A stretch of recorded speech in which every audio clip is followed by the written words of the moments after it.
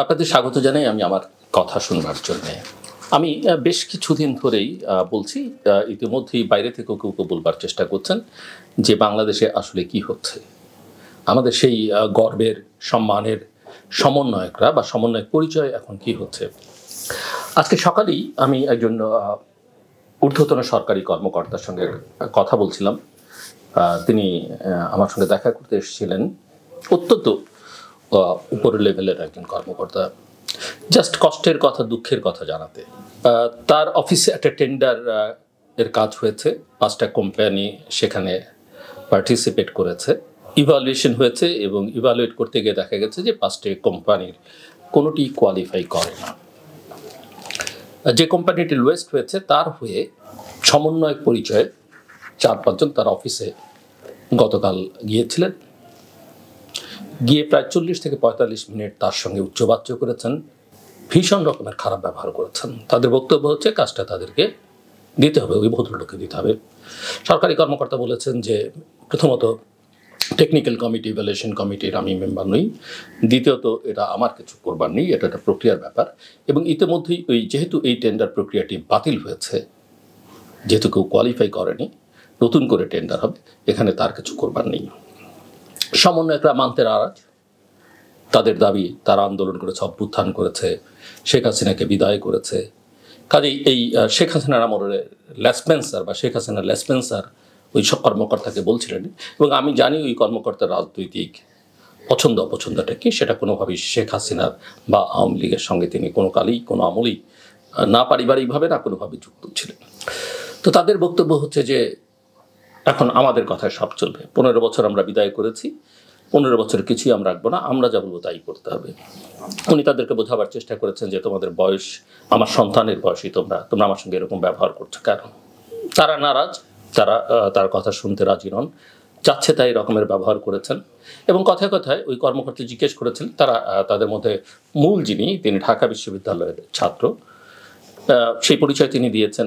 তাকে জিজ্ঞেস করা হয়েছে তার রাজনৈতিক পরিচয়, এখন তো রাজনৈতিক পরিচয় সমন্বয়ক। আগে তুমি যখন ছাত্র ছিলে বা শেখ হাসিনা আমলে তুমি কি করতে। কথায় কথায় সেই ছেলেটি বা সেই মহামান্য সমন্বয়ক বললেন যে তিনি ছাত্রলীগ করতেন। ঊর্ধ্বতন কর্মকর্তা, সরকারি কর্মকর্তা একটি সাহস নিয়েই বললেন, তাহলে সেই ছাত্রলীগের আচরণটাই তোমরা এখন অব্যাহত রেখেছো, পরিবর্তনটা কি হলো। কোনো কথা শুনতে নারাজ, তাদেরকে কাজ দিতেই হবে। এবং এরকম পরিস্থিতিতে অনেকক্ষণ বাকবিতণ্ডার পরে অন্য একজন তাদের মধ্যে বলছে এখানে কথা বলে লাভ নেই, এদেরকে অন্যভাবে শাস্তি করতে হবে। সেখান থেকে বেরিয়ে গিয়ে পরে তার ঘনিষ্ঠ যন্ত্রের হুমকি দেওয়া হচ্ছে, তার অফিসের অন্যান্য কর্মকর্তাকে ওই সমন্বয়করা ফোন দিয়েছেন। তাদের নাম, ঠিকানা, ফোন নাম্বার এখন আমার কাছেও আছে, অন্তত যিনি যোগাযোগ করে প্রধান ব্যক্তি হিসেবে, দলনেতা হিসেবে সেখানে গিয়েছিলেন। ওই সরকারি কর্মকর্তা তার সংশ্লিষ্ট মন্ত্রণালয়ের উপদেষ্টাকে বিস্তারিত জানিয়েছেন। উপদেষ্টা তাকে বলেছেন যে তার অবস্থানটাই ঠিক আছে, ওদের কথায় সায় না দিতে। কিন্তু প্রশ্ন হচ্ছে যে হুমকি ধুমকি নিয়ে এই কর্মকর্তার যে মানসিক অবস্থা, সেখান থেকে তাকে রক্ষা করবে কে। এবং আরেকটা কথা তিনি বলছিলেন যে তার দপ্তরেরই আরেকটা জায়গায়, আরেকটা টেন্ডার প্রক্রিয়াতে, সেখানে এই সমন্বয়ক নামে কয়েকজন গিয়ে দাবি করেছেন তাদের পছন্দের কোম্পানিকে কাজ দিতে হবে। সেখানেও যেহেতু তারা কোয়ালিফাই করে না, তাদেরকে দেওয়া সম্ভব নয়, তখন সমন্বয়করা তাদেরকে চাপ দিলেন যে তাহলে এমন কাউকে কাজটা দিতে হবে বা যাকে কাজটা দেওয়া হচ্ছে তার সঙ্গে তাদেরকে ট্যাগ করে দিতে হবে। এটা একটা উদাহরণ আমি বললাম, এরকম শত সহস্র উদাহরণ এখন সারা বাংলাদেশ জুড়ে তৈরি হয়েছে। যে কোনো ব্যবসায়ীর সঙ্গে আপনি কথা বলেন, হয়তো সাহস করে প্রকাশ্যে কেউ বলবে না কি তাদের অবস্থার কোনো বদল হয়েছে কিনা। ওই যে শেখ হাসিনার কথায় তারা তাল দিতেন, তেল দিতেন, কেন দিতেন সেটা আমরা তো বুঝতাম না, দিতে পারলে ভালো হতো, কিন্তু তারপরে অনেকে দিয়েছেন, তাদেরকে আমরা গালমন্দ করি, সেটাও স্বাভাবিক, অনেকে সেটা পাবারও যোগ্য, কিন্তু কতক্ষণ। যার শত শত হাজার হাজার কোটি টাকার স্টেক আছে, তার জন্য কতক্ষণ সম্ভব। তারপরে আরেকটা বিষয় আমি একটু আলোচনায় আনতে চাই, এই যে কথায় কথায় এখন পত্রপত্রিকা আমরা দেখি নানান জনের দুর্নীতির খবর, আমরা কি একবারও খবর নিচ্ছি এই দুর্নীতির খবর কিভাবে ছাপা হচ্ছে? আপনাদের স্মরণ থাকবার কথা 2007-8 কথা বলতে গিয়ে টেনে মুন্নি সাহার সঙ্গে আলোচনার সময় ডেইলি স্টার সম্পাদক মাহফুজ আনাম বলেছিলেন যে 2007-8 তারা বিভিন্ন গোয়েন্দা সংস্থার ফিট করা রিপোর্ট করতেন, ছাপতেন, যেটা একমাত্র বাংলাদেশে নিউজ সম্পাদক নুরুল কবির ছাপেননি। মাহফুজ আনামের কথা আমার নয়। এবং সে কথা বলে এই সরল স্বীকারোক্তি করতে গিয়েও তিনি বিপদে পড়েছেন। তার বিরুদ্ধে অনেক মামলা হয়েছে সারা দেশে, তাকে সারা দেশে ছুটোছুটি করতে হয়েছে, ভোগান্তি পোহাতে হয়েছে। এখনও সেই অবস্থা আছে। এই যে বিভিন্ন সংস্থা, দুর্নীতি দমন কমিশন, জাতীয় রাজস্ব বোর্ড, বাংলাদেশ ব্যাংক, বিভিন্ন গোয়েন্দা সংস্থা, আইন শৃঙ্খলা রক্ষাকারী বাহিনী, যা খুশি তা একটা রিপোর্ট দিয়ে দিয়েছে। হ্যাঁ, তদন্তের প্রক্রিয়ার মধ্যে বা যখন যে পর্যায়ে তদন্ত আছে সেখানে হয়তো সেটা মনে হচ্ছে যে তিনি দোষী, কিন্তু একজনকে আদালতে চূড়ান্তভাবে প্রমাণ করবার আগে কতটা দোষী বলা যায় এবং সেটার মিডিয়া ট্রায়াল করা যায় কিনা সেটা খতিয়ে দেখা দরকার। দ্বিতীয়ত, কিছু কিছু সাংবাদিক বিভিন্ন পত্রপত্রিকা, টেলিভিশনে এই কাজগুলো করছেন অর্থের বিনিময়ে। অনেকে আমাকে বলেছেন, নাম ধরে ধরে বলেছেন। আমি সেটা বলতে চাই না, আমার সেটা বলা দরকারও নেই এবং সেটা আমি বলতে বাধ্য নেই, কিন্তু করিডোরে এই আওয়াজ আছে, এই আলোচনা আছে এবং যে কেউ শুনতে চাইলে, জানতে চাইলে এগুলো বের করা তাদের জন্য খুব কষ্টসাধ্য না।